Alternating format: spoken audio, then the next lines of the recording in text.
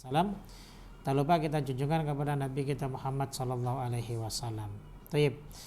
Kita lanjutkan ya ikhwan, setelah libur kita beberapa saat masih membahas tentang kitab Fadlul Islam, karena kita belum menyelesaikannya. Insyaallah masih 2 bab lagi. Ini satu bab sebelum bab yang terakhir, bab tentang fi gurbati al-islami wa fadlil ghuraba, bab terkait dengan keterasingan Islam dan keutamaan orang-orang yang asing. Ya. Baik. Di sini Syekh Muhammad bin Abdul Wahhab rahimahullah taala menukil surat Hud ayat yang ke-116. Allah taala berfirman, "Falaula kana minal quruni min qablikum ulu baqiyatin yanhaun." Mengapa tidak ada dari umat-umat sebelum kalian, yaitu orang-orang yang memiliki keutamaan yang mereka bergerak atau bertugas untuk melarang dari kemungkaran. Ini ayatnya panjang, ya. Tapi di sini beliau hanya menukil beberapa kalimat saja di dalam ayat ini, ya, sebagai bentuk pendalilan untuk pembahasan terkait dengan keterasingan Islam dan keutamaan orang-orang yang asing. Kawan sekalian rahimakumullah, Islam datang dalam keadaan asing. Pertama kali yang membawa Islam, ya tentu kita tahu, adalah Rasulullah Shallallahu Alaihi Wasallam.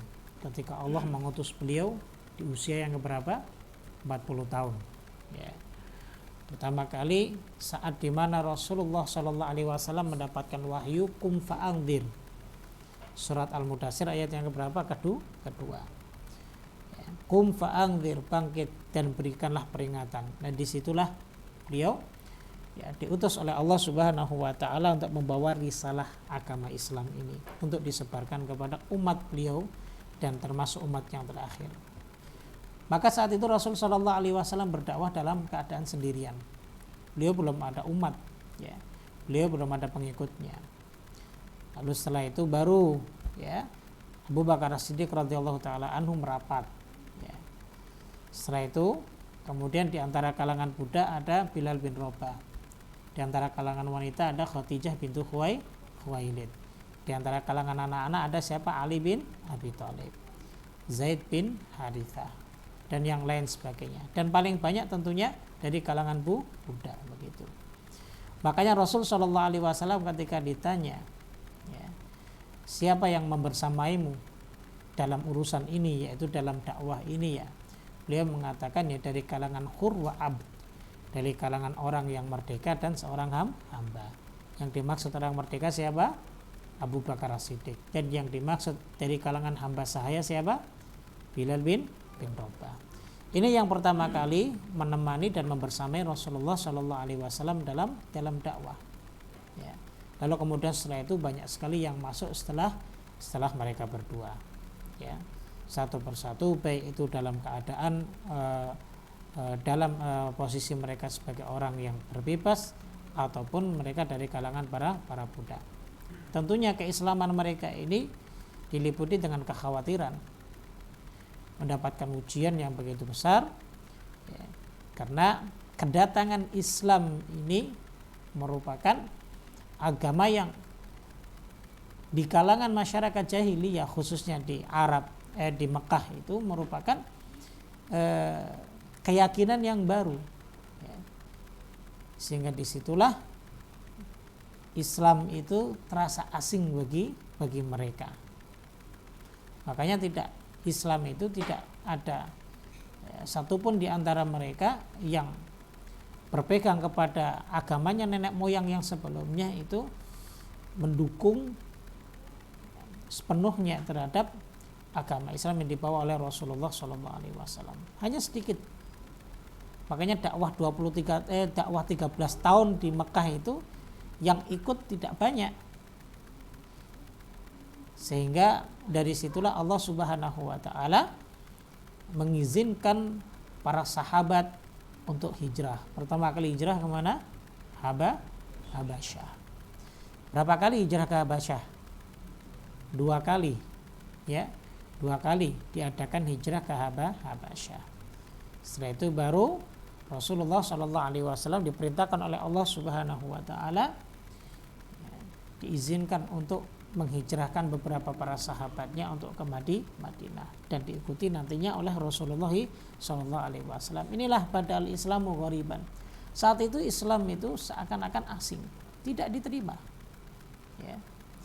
Arti gharib, asing itu nadir. Nadir itu maknanya sangat jarang sekali. Ya. Jadi agama Samawiyah itu dari dulu sudah ada, cuman jarang mereka para pengikut-pengikut agama Samawiyah. Kan seperti siapa? Pamannya, sepupunya Khadijah, Waraqah bin Naufal. Itu kan masih menganut agama Samawiyah. Agama Samawiyah itu agama dari langit gitu loh, yang masih menuhankan Allah Subhanahu Wa Taala ya.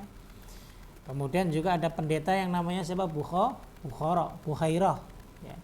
Bukhairah itu seorang pendeta yang ditemui oleh siapa? Sahabat Ali bin Abi Thalib.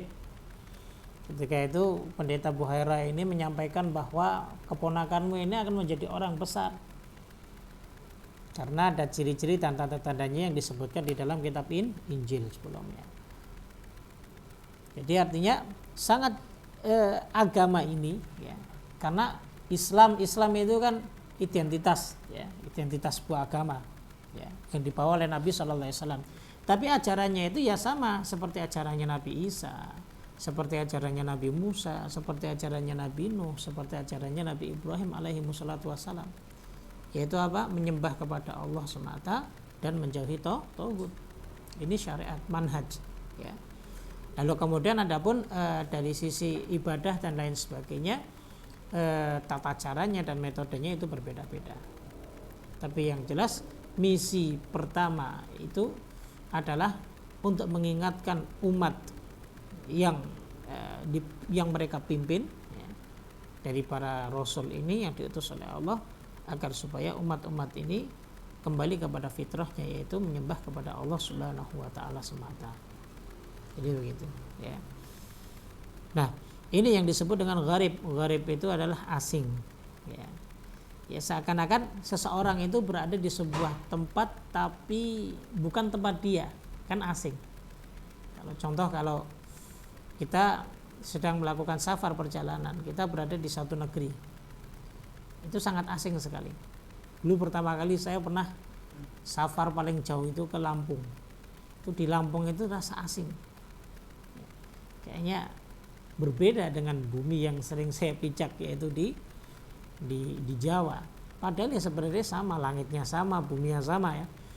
Akan tetapi kita merasa asing saja di daerah itu, karena jarang-jarang kita akan pergi sejauh itu, apalagi nyebrang pulau ya, menyeberangi lautan. Nah, itu terasa asing. Nah, itu yang disebut dengan asing. Jadi kita berada di antara orang-orang yang kita tidak kenal, padahal orang-orang di situ, sekitar situ kebanyakan orang-orang Jawa juga, tapi kita merasa asing. Maka ini yang disebut dengan gharib gitu. Makanya Ibnu Umar pernah dinasihati oleh Nabi Shallallahu Alaihi Wasallam dengan kata kun fid dunya ka'annaka gharib. Jadilah kau di dunia itu seakan-akan kau itu asing.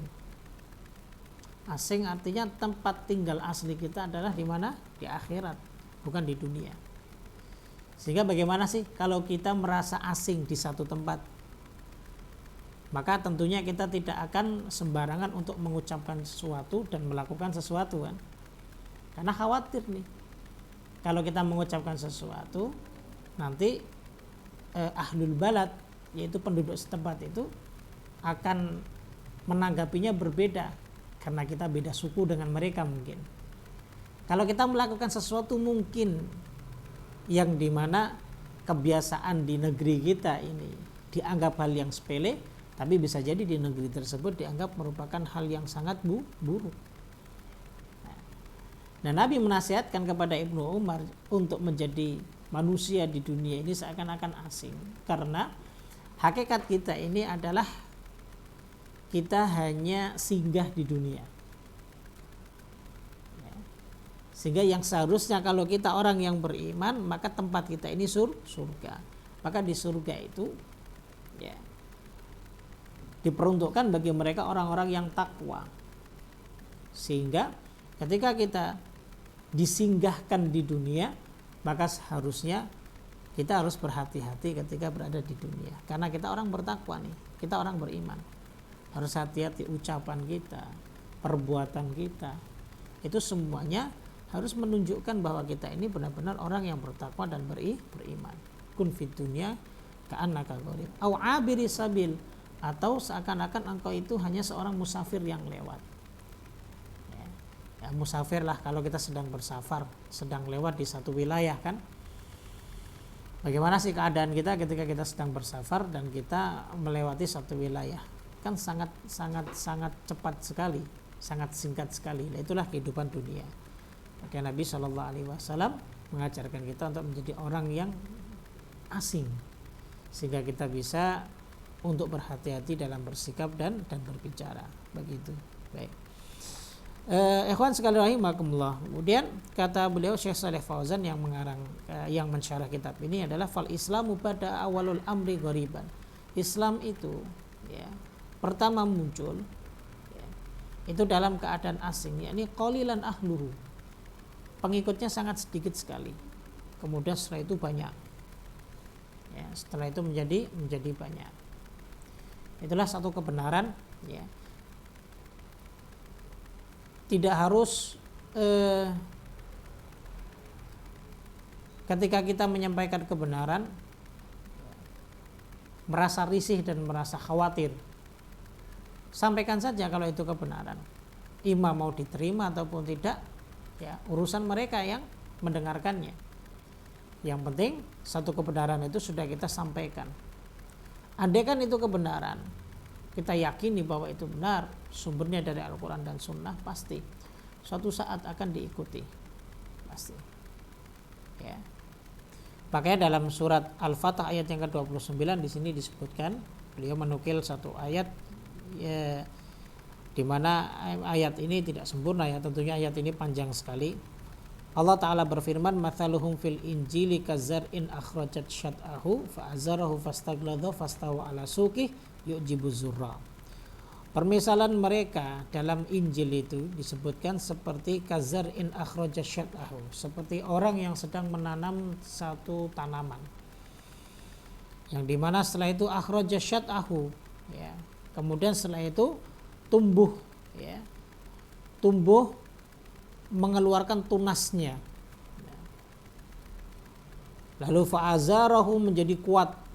Ketika tunas itu sudah muncul kan lama-lama kan menjadi kuat ya. Fastagladha ya. Lalu setelah kuat lalu menjadi besar dan tegak lurus, fastawa ala suqih, sehingga menjadikan yu'jibu zurra. Sang penanam itu merasa takjub, wah insyaallah saya udah nanam nih, udah menjadi gede nih, menjadi besar nih ya. Tapi tentunya kesenangan kita ini menjadikan orang-orang yang tidak suka kepada agama kita ini semakin banyak dan semakin kuat juga ya. Makanya liyaghidul kufar liyaghidhu bihimul kufar, yang menjadikan orang-orang kafir itu benci kepada mereka. Nah, itulah Islam. Jadi semakin kita menampakkan keislaman kita, sunnah kita, ajaran-ajaran yang sahih, ajaran yang benar, tentunya semakin besar juga orang-orang kafir tidak suka dengan kita. Jadi ya, dengan besarnya dakwah kita, dengan besarnya manhaj kita yang kita sekarang sedang promosikan kepada mereka, orang-orang yang awam, yang tertutup akalnya, yang dari dulu hanya taklid buta saja, kita ajarkan kepada mereka beragama itu harus dengan dalil Kitabullah dan Sunnah Rasulullah Sallallahu Alaihi Wasallam. Ya. Karena ada satu, saya pernah baca di satu media sosial, ada satu ormas besar nih di Indonesia yang dimana ada satu dari di antara mereka lah ya, yang ada di ormas tersebut mengatakan ya, beragama itu nggak perlu pakai dalil begitulah. Terus mau menggunakan apa kalau beragama tidak menggunakan dalil? Ya. Jadi kita mulai membuka mindset mereka ya, yang dulunya tertutup dengan selalu taklid kepada yang mengajarkan, kepada yang mereka sucikan, kepada yang mereka hormati. Sekarang kita buka dengan apa? Dengan dasar ilmu, landasan ilmu dalil Al-Quran dan Sunnah. Ya. Jadi ketika semakin besar, tentunya apa? Orang-orang yang tidak suka kepada kita ya, akan semakin memusuhi kita, dituduh radikal, dituduh dengan teroris, dituduh lain sebagainya, pasti itu pasti. Ya, nggak mungkin dakwah ini akan tenang-tenang saja. Tentunya banyak sekali yang tidak suka dengan dakwah ini.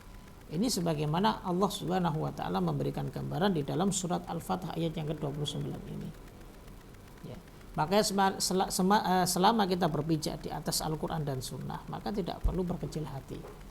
Wajar kalau kita merasa asing. Wajar kalau agama yang kita bawa, bukan agama ya, dakwah yang kita sampaikan ini terasa asing. Ini wajar, karena memang Islam itu datang memang sangat asing sekali. Orang-orang tidak paham, orang-orang tidak tahu, terasa sangat asing banget. Padahal kalau kita runtut dari sejarahnya, apa yang dibawa oleh Rasulullah itu kan sebenarnya sudah pernah disampaikan kepada Nabi dan Rasul sebelumnya, kan?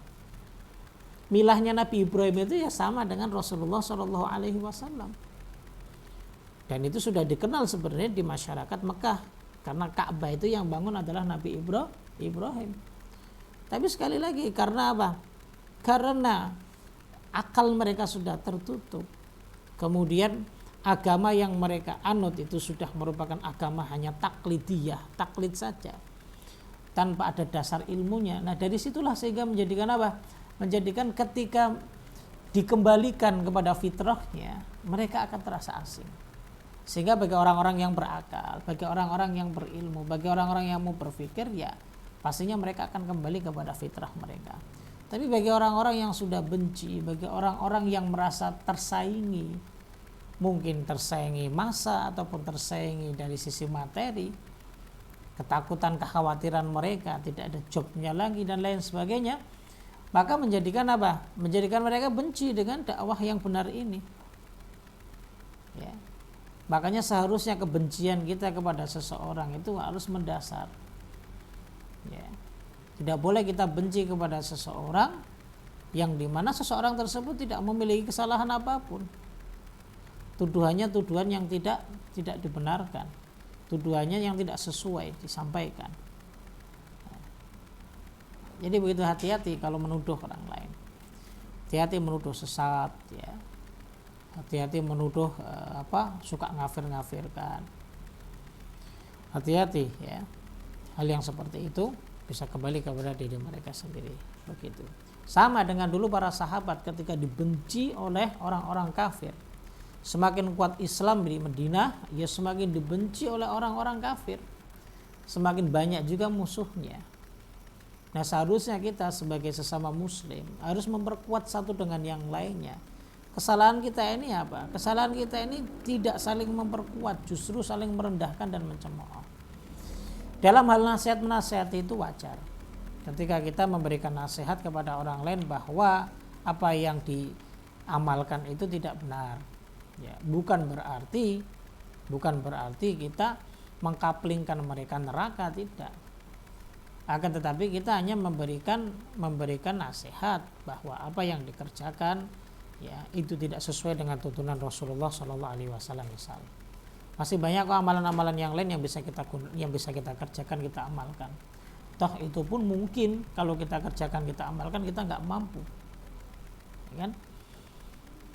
Ya, sehingga kita memberikan pandangan kepada mereka, Islam yang sebenarnya harus kembali kepada Islam yang sebenarnya. Itu. Ya. Kalau bahasa inteleknya sekarang itu adalah kaum neo-revivalis dengan kaum modernis, itu ada. Keduanya saling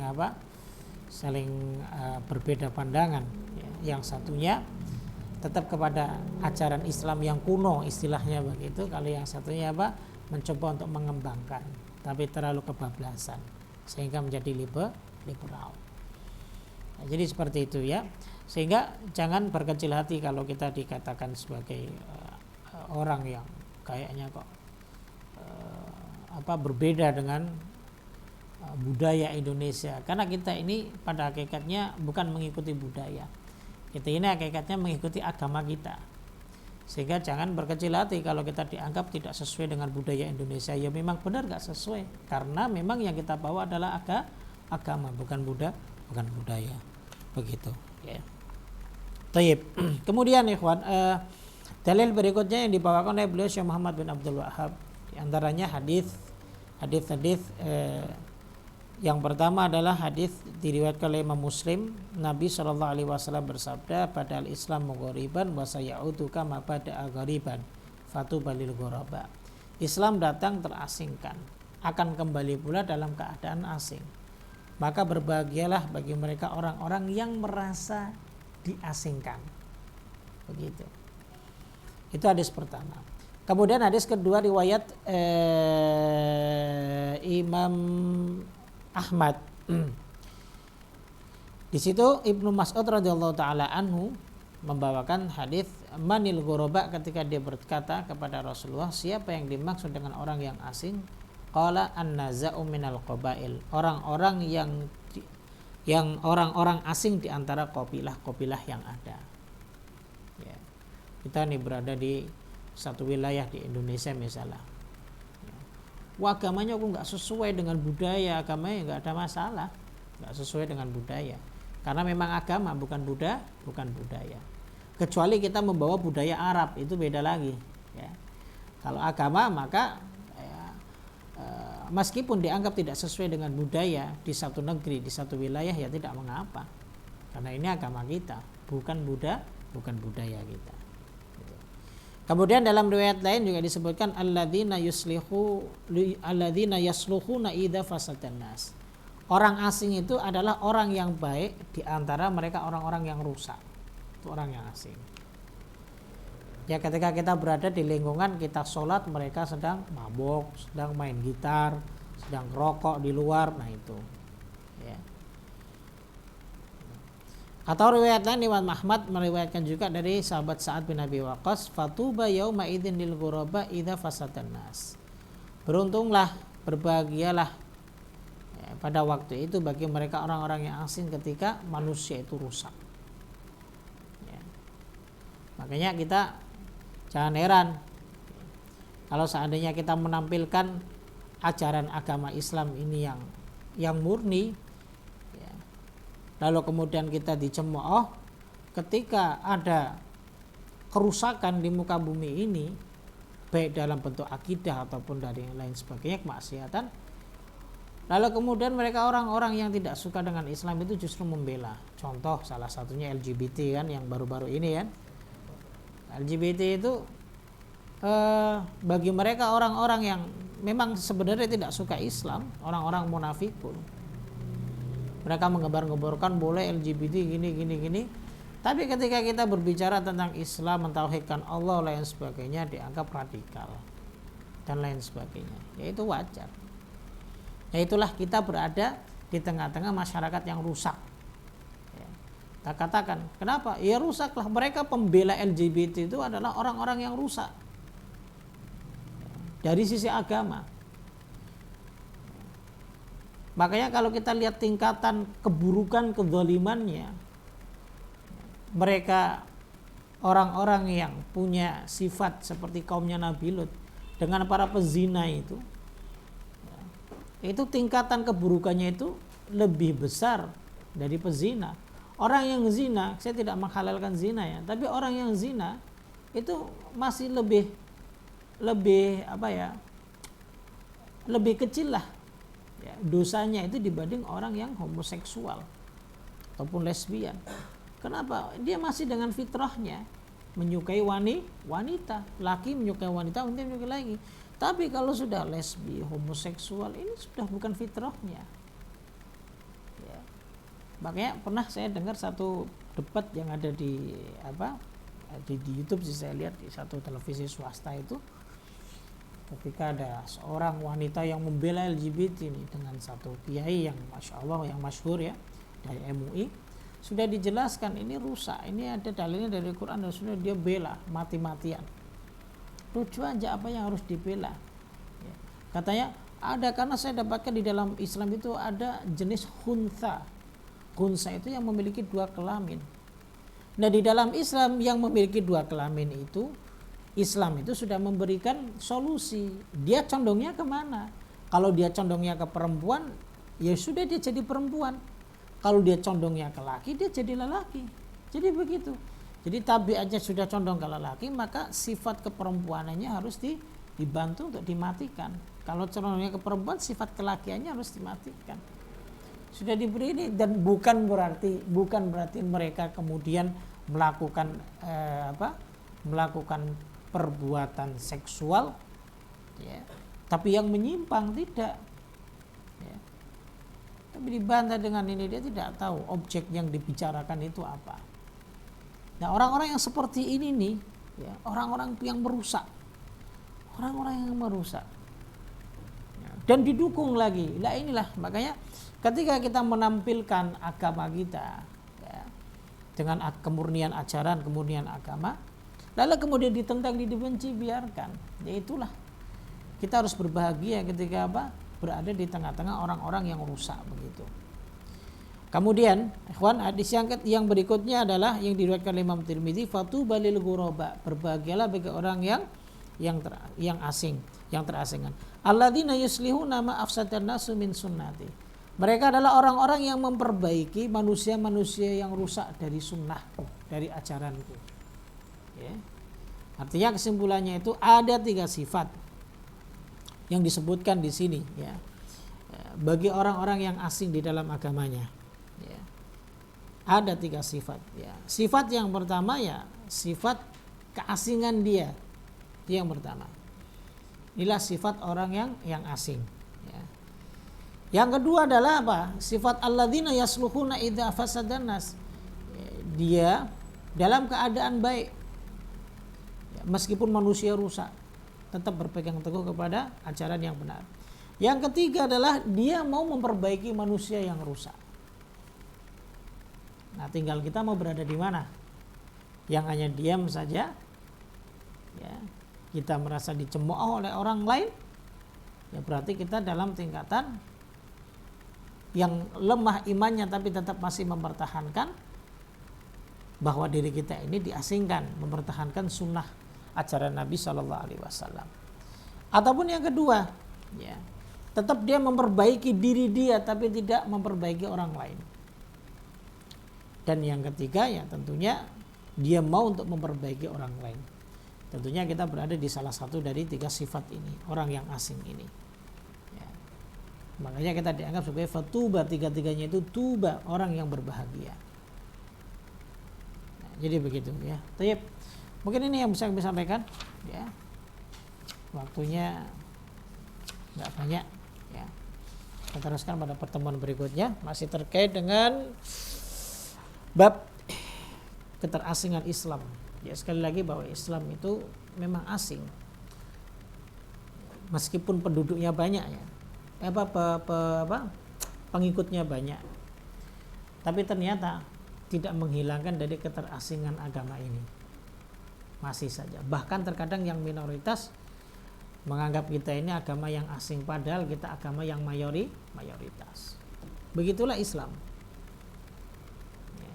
Makanya jangan heran, ya, ketika kita di negeri ini merasa agama ini agama yang mayoritas dianut oleh penduduk negeri ini, tapi seakan-akan kita ini minoritas asing di negeri kita. Ya, karena itulah sudah sunnatullah dan sunnahnya Rasulullah Shallallahu Alaihi Wasallam. Jangan berkecil hati, sekali lagi tetap kita berpegang kepada agama yang murni yang diajarkan oleh Rasul kita Muhammad Shallallahu Alaihi Wasallam. Subhanakallah bihamdik, asyhadu alla ilaha illa anta astaghfiruka wa atubu ilaik. Assalamualaikum warahmatullahi wabarakatuh.